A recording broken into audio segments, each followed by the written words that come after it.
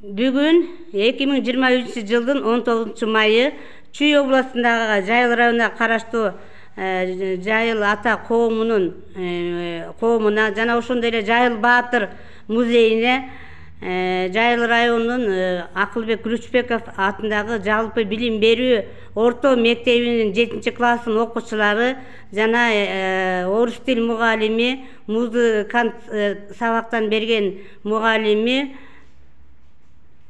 Жаманкулова Алымхан Намазбековна келип отурат.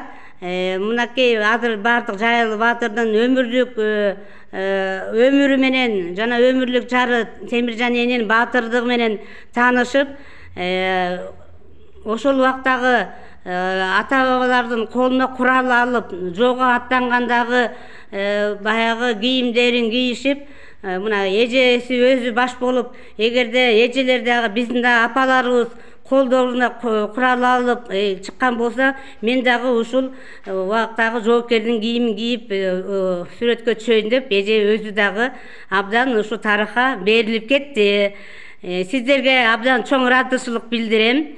Кыргыз мамлекетинде жана ошондой эле дүйнө жүзүндө согуш болбосун.